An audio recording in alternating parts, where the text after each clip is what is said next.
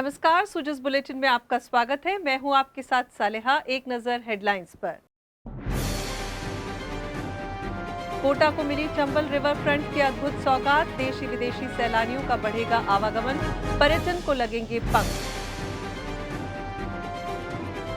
मुख्य सचिव ने कहा, रजिस्ट्रेशन से वंचित परिवार भी महंगाई राहत कैंप से जोड़े जाएं। वंचित परिवारों का तैयार होगा जिलेवार ब्यौरा।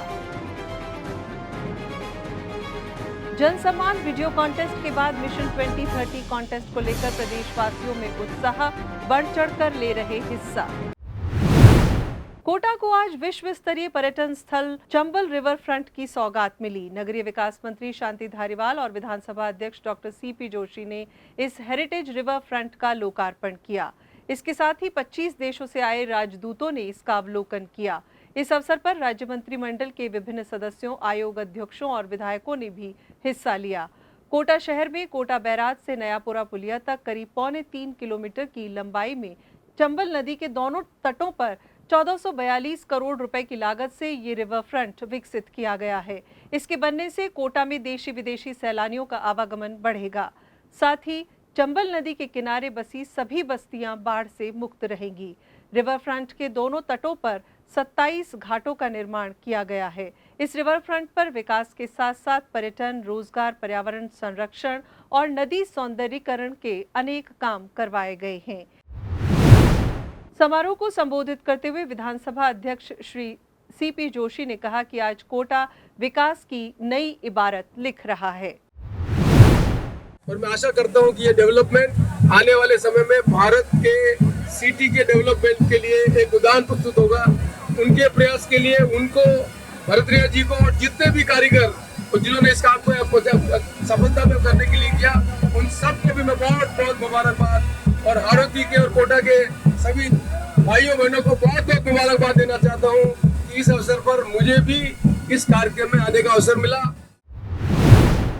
इस अवसर पर राजस्व मंत्री श्री रामलाल जाट ने इसे कोटा और समूचे प्रदेशवासियों के लिए ऐतिहासिक दिन बताया। श्री जाट ने कहा कि हाड़ौती के एरिया में एक बहुत बड़ी सौगात माननीय मुख्यमंत्री जी और धारीवाल जी के विजन से ये उपलब्धता मिली। यहाँ ये पर्यटक की दृष्टि से पूरा हाड़ौती एरिया एक चमन होगा, लोगों को एक अच्छी दिशा मिलेगी, अच्छा व्यू देखने को मिलेगा। यहाँ काफी बच्चे भी बाहर से आते हैं पढ़ने के लिए। कई सुसाइड जैसी घटनाएं घटती है, ऐसा एनवायरनमेंट मिलेगा, ऐसी अच्छी जगह बनाई तो उनमें भी कमी आएगी। ये लंबा विजन है मुख्यमंत्री जी और धारीवाल जी का। हम सब लोगों को एक सीखने को, राजस्थान के अधिकारियों और नेताओं को सीखने को एक दिशा मिलेगी। उद्योग मंत्री श्रीमती शकुंतला रावत ने कहा कि चंबल रिवर फ्रंट पर कला और संस्कृति की अनुपम झलक देखने को मिल रही है। मुख्यमंत्री श्री अशोक गहलोत ने ट्वीट संदेश के जरिए सभी हाड़ौती वासियों को बधाई दी।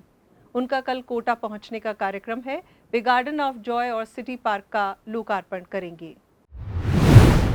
मुख्य सचिव श्रीमती उषा शर्मा ने महंगाई राहत कैंप में रजिस्ट्रेशन से वंचित रहे परिवारों को जोड़ने के बारे में बैठक की। वीडियो कॉन्फ्रेंसिंग के जरिए हुई इस बैठक में मुख्य सचिव ने विभिन्न विभागों के सचिव और जिला कलेक्टरों को निर्देश दिए कि कुछ परिवार योजनाओं का लाभ लेने से वंचित रह गए हैं, उनका महंगाई राहत कैंप में रजिस्ट्रेशन करवाना सुनिश्चित किया जाए। श्रीमती शर्मा ने सभी जिला कलेक्टरों से कहा कि वो सूचना प्रौद्योगिकी और संचार विभाग से समन्वय कर इसका जिला और ब्लॉकवार विवरण तैयार करने की प्रक्रिया शुरू करें। पंचायती राज विभाग की ओर से आज विशेष ग्राम सभाओं का आयोजन किया गया। इसके तहत राजस्थान मिशन 2030 पर चर्चा की गई। सचिवालय में हुए इस कार्यक्रम में हितधारकों ने विभिन्न सुझाव दिए। कला, साहित्य, संस्कृति एवं पुरातत्व विभाग के अंतर्गत राजस्थान ब्रजभाषा अकादमी की ओर से आज रचनाकार पुरस्कार समारोह का आयोजन किया गया। जयपुर में हुए इस कार्यक्रम में विभिन्न साहित्यिक विधाओं में 15 रचनाकारों को सम्मानित किया गया। राजस्थान लोक सेवा आयोग की ओर से सांख्यिकी विभाग में सांख्यिकी अधिकारी के 72 पदों पर भर्ती का विज्ञापन जारी किया गया है। इसके लिए शिक्षक योग्यता, विषयवार, पदों की संख्या, वर्गवार वर्गीकरण और दूसरी जानकारी वेबसाइट पर उपलब्ध है। इन पदों के लिए ऑनलाइन आवेदन 15 सितंबर से 14 अक्टूबर तक रात 12 बजे किए जा सकेंगे। आपको बता दें कि ऑफलाइन आवेदन स्वीकार नहीं किए जाएंगे। परीक्षा तारीख और स्थान के बारे में बाद में सूचित किया जाएगा। मुख्यमंत्री श्री अशोक गहलोत ने पर्युषण पर्व की शुभकामनाएं दी है। अपने ट्वीट संदेश में उन्होंने लिखा, जप, त्याग, संयम, अनुशासन, पूर्ण जीवन। ये महोत्सव सभी के जीवन में सात्विकता और शुभ्रता का संचार करे। और आइए आप जानते हैं मिशन 2030 कॉन्टेस्ट के आज के घोषित परिणामों के बारे में। पहली विजेता रही हैं डूंगरपुर जिले की फरहाना, जिन्होंने 1 लाख रुपए का पहला पुरस्कार प्राप्त किया है। उन्होंने पोर्टेबल वॉकिंग लाइब्रेरी बनाने का सुझाव दिया था। पुस्तकों का मूल्य कई रत्नों से भी अधिक है, क्योंकि वह अंतःकरण को उज्जवल करता है। पुस्तकों का महत्व तो हम सभी जानते हैं, परंतु हमारे राज्य राजस्थान में आज भी कई छोटे छोटे इलाके ऐसे हैं जहां पर आज तक लाइब्रेरी यानी पुस्तकालय नहीं पहुंचा है, जिससे अगर उस इलाके के लोग, स्पेशली युवा, अगर किताबें पढ़ना चाहे तो भी वह नहीं पढ़ पाते। राजस्थान मिशन 2030 के तहत मेरा सुझाव यह है कि राजस्थान सरकार को पोर्टेबल वॉकिंग लाइब्रेरी की शुरुआत करनी चाहिए, जिससे कि वह लाइब्रेरी ऐसी दुर्गम जगहों में भी जा सकेगी जहां पे लाइब्रेरी बनना पॉसिबल नहीं है।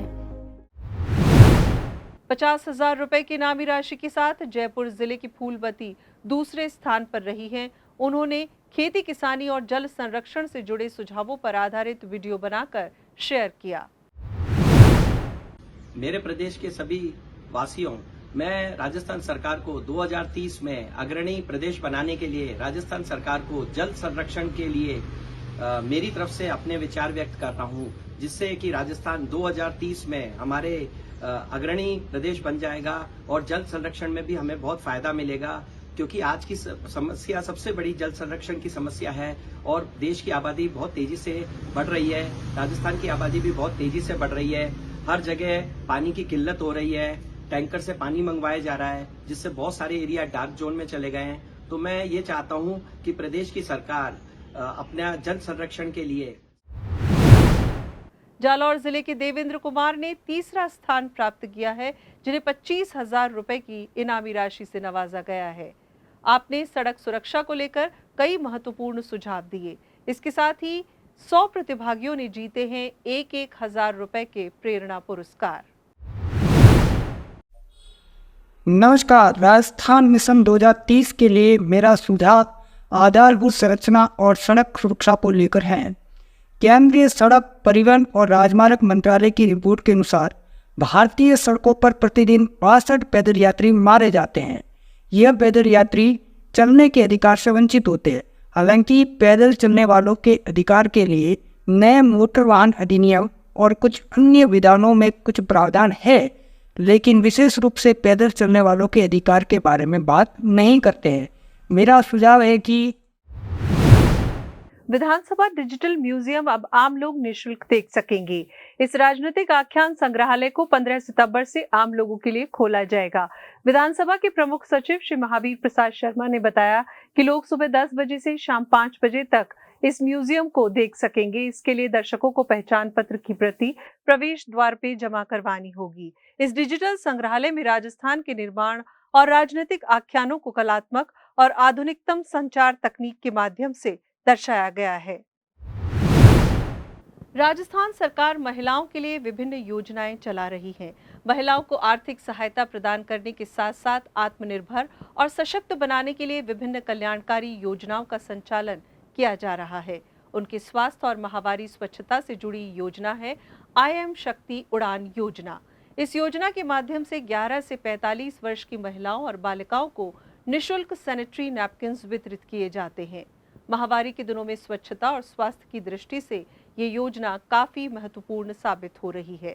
वर्ष 2021-22 में शुरू की गई इस योजना के माध्यम से पिछले वर्ष 29 लाख किशोरियों और महिलाओं को लाभान्वित किया जा चुका है।